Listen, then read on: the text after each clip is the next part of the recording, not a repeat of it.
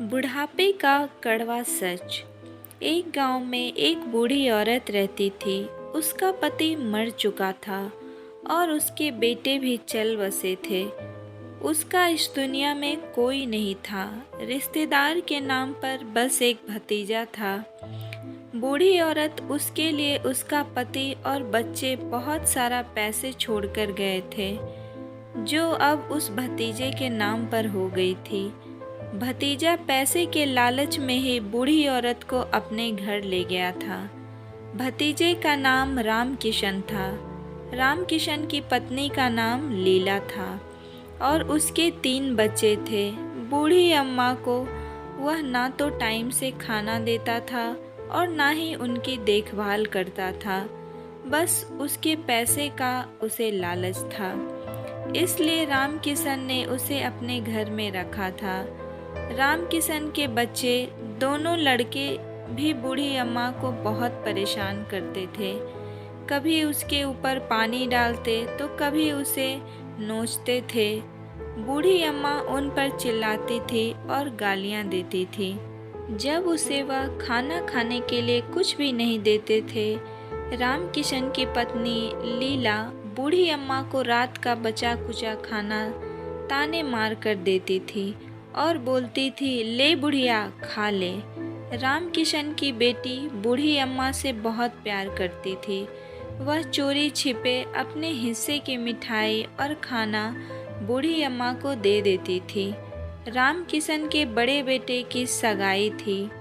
औरतें अंदर नाच गा रही थी और ढोल बाजे बज रहे थे। पूड़ियाँ बन रही थी और सब्जियों के बनने की खुशबू आ रही थी। बूढ़ी अम्मा सोच रही थी कि पता नहीं कब मुझे खाना खाने देंगे।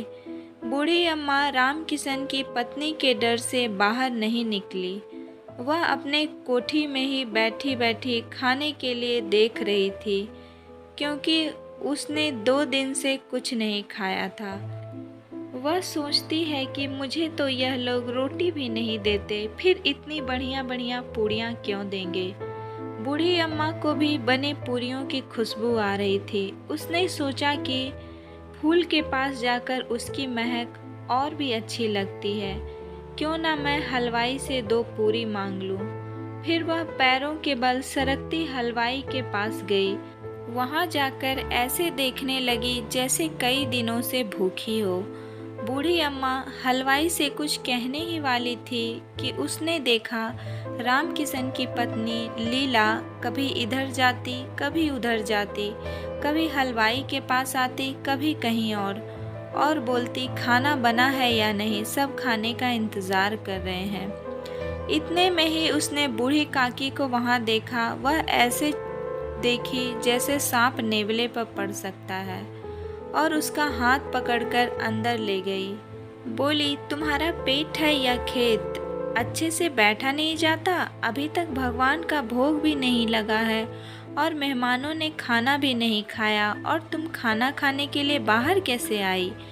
बूढ़ी अम्मा ना कुछ बोले ना रोई, चुपचाप सिसकती हुई अपनी कोठरी में चली गई। भोजन तैयार हो गया। सब मेहमान खाने लगे, कुछ अंदर कुछ बाहर।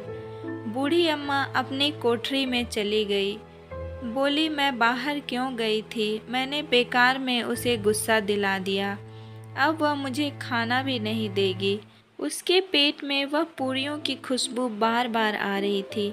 वह सोच रही थी कि अब प्लेट लग गई होगी, अब मेहमान खाना खाने लग गए होंगे, अब तिलक की रस्म शुरू हो गई होगी। बूढ़ी अम्मा ने सोचा, अब बाहर जाकर देखती हूँ, अब तो सब काम करके चले गए होंगे। उससे रहा नहीं गया और वैसे दोबारा सरकती हुई बाहर आ गई। उसने आकर देखा, अभी तो कोई उंगलियां चाट रहा था, कोई दही पी रहा था, कोई पूरियां खा रहा था और सब बूढ़ी अम्मा को देख रहे थे और बोले, अरे यह बुढ़िया कहाँ से आई है? इतने में राम किशन ने अम्मा को देख लिया। देखते ही उसने पूरियों का थाल नीचे गिरा दिया और गुस्से में बोला, तू यहाँ क्यों आई है? और घसीटते हुए वापस कोठरी में ले गया। राम किशन की बेटी लाडली यह सब देख रही थी। उसे बड़ा दुख हुआ।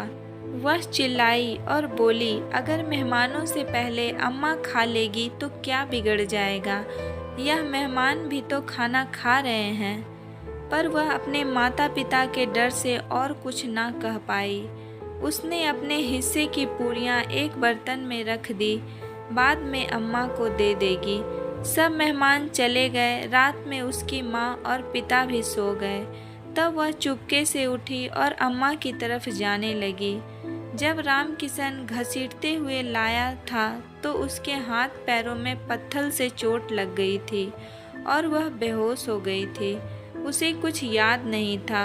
अब अम्मा को थोड़ा बहुत होश आया। उसने सोचा अब तो सब मेहमान खाकर चले गए होंगे। इन पूरियों की वजह से बेकार में इतनी चोट खाई, पर इस भूखे पेट का क्या करूं? फिर सोचने लगी अब तो सब चले गए होंगे, सब कुछ खत्म हो गया होगा। इतने में बूढ़ी अम्मा को आने की आवाज़ सुनाई दी। उसने कहा, कौन? लाडली बोली, अम्मा मैं हूँ, आपके लिए खाना लाई हूँ। बूढ़ी अम्मा बोली, तुम्हारी माँ ने दिया है?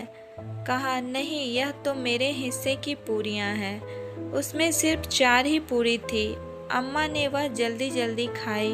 अब वह पूरियों को खाकर और भूख लगने लगी। बोली, और ले आओ। लाडली ने कहा, अब तो अम्मा मुझे मारेगी। अम्मा ने कहा, तो मुझे वहाँ ले चलो जहाँ सब मेहमानों ने खाना खाया था। लाडली अम्मा को वहाँ ले गई। वहाँ अम्मा और जूठे बर्तनों में पूरियाँ उठा उठाकर थोड़ी बहुत खाने लगी और बची सब्जी चाटने लगी। अम्मा सोच रही थी कि मैं यह सब क्या कर रही हूँ। अगर आज इन लोगों ने मुझे खाना दे दिया होता तो शायद जूठे बर्तन ना चाटने होते। इतने में पत्नी लीला की आंख खुल गई। उसने देखा कि उसकी बेटी लाडली वहाँ नहीं है। उसने इधर उधर देखा, फिर देखा कि लाडली जूठे बर्तन के पास खड़ी है। वहाँ जाकर उसने देखा कि अम्मा जूठे बर्तन चाट रही है।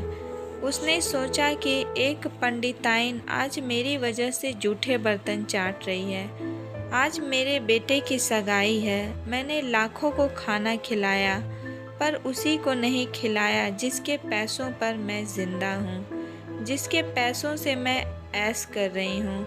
उसे बड़ा बुरा लगा। वह रोने लगी और भगवान से प्रार्थना करने लगी कि भगवान मुझे माफ़ करो, मुझे इसका दंड मत देना। वह वापस अंदर गई और जाकर एक थाली में सारा भोजन लगाकर अम्मा के पास बैठकर बोली, लो अम्मा, मुझे माफ़ कर दो और खाना खा लो। जैसे एक बच्चे को टॉफ़ी दे देने से वह बहल जाता है, उसी तरह मैं खाने की थाली देखकर सब कुछ भूल गई और उसे माफ़ कर दिया। तो दोस्तों, मेरी आज की कहानी आप लोग को कैसी लगी? अगर पसंद आई हो तो प्लीज़ लाइक करें और ज़्यादा से ज़्यादा लोगों तक ज़रूर शेयर करें। तो मिलूँगी नेक्स्ट स्टोरी के साथ।